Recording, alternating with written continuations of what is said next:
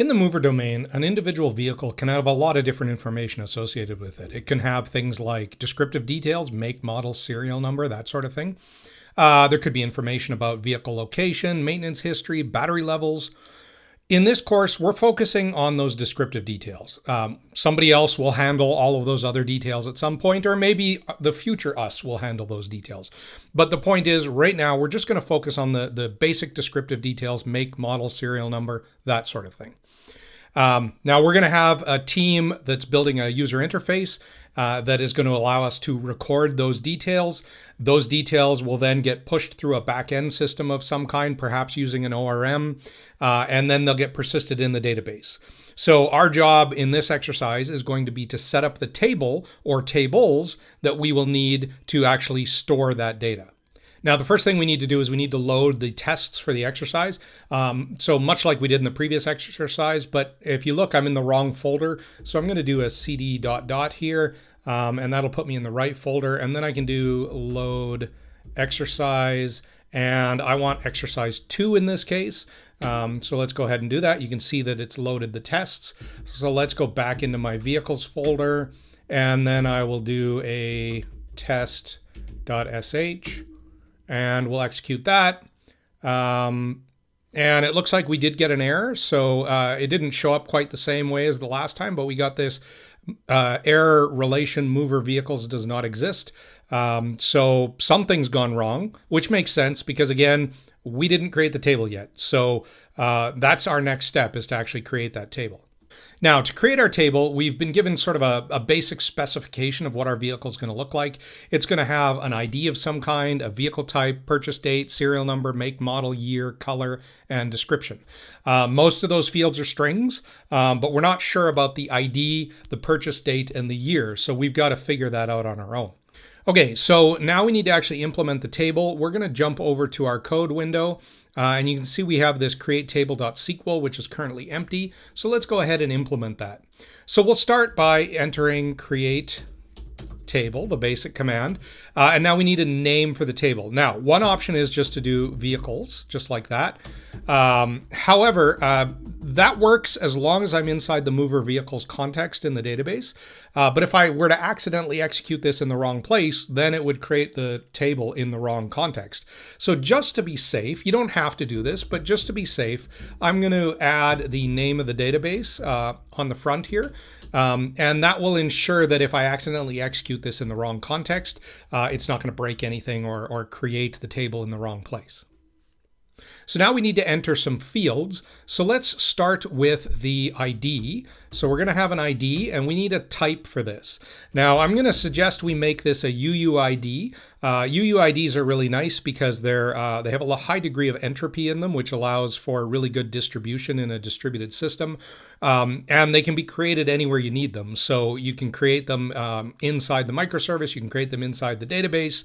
Wherever you need to do it, you can create them, and they're fairly universal, which is good. So we're going to use a UUID. Now this is going to be the primary key. So we'll go ahead and set that as the primary key. And then we want a default value. So if somebody doesn't actually provide an ID, then we want to create one. And in fact, if you can, it's not a bad idea to let the database generate one for you, because the database has a really good technique for generating these UUIDs to ensure that they have the necessary distribution properties in your cluster. So generally speaking, we will actually avoid creating it with an ID, but in some cases we may actually need to create it with an ID. Okay, so the next field that we need is we need a vehicle type. Now this is going to be just a string, and we want to make sure this is not null. So every vehicle needs a vehicle type. Then we're going to have a purchase date. Now this, we're going to use a date. Now there's a few different options. We could use a date, we could use a date time, we could use a timestamp, but we don't actually need time associated with this. This is just a date, so the date makes the most sense. Again, we require a date here, so we're going to say not null. However, there might be cases for some reason where we don't actually know the purchase date. In that case, we're not going to allow people to just nullify the purchase date. Instead, we're going to have a default value. So if we don't know the actual date, what we're going to do is we're going to assume that it's the current date. So every vehicle will have a date. If the vehicle is being created today, then we can just use the default. If we don't know the date for some reason, then again, we'll just use the default. Next, we need a serial number. So we'll go ahead and create that. Now, it's kind of funny because it's called serial number, but it's actually a string rather than a number. And that's because if you've ever seen a serial number, they often contain extra text in there as well. So it might be like SB123486 or something like that. So there's sometimes string characters in there. Just to make sure that we're flexible enough to handle all cases, we're going to make it a string. And again, it's going to be not null. Next, we're going to add a make, which will be a string again, and not null. And then a model, which is also a string, and that's also going to be not null.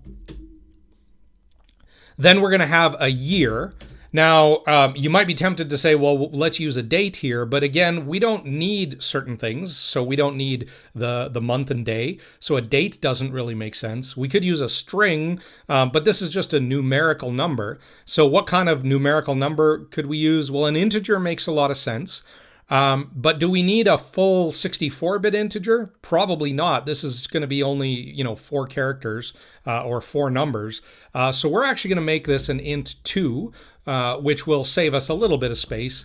The amount of space that we're saving probably doesn't matter a whole lot, but we might as well go with an int 2 because that's all we need. And then depending on our implementation language, it might matter as well, because, for example, if you were implementing this with JavaScript, JavaScript doesn't support a 64-bit integer, so setting it to a int 2 is better because JavaScript will support that as is.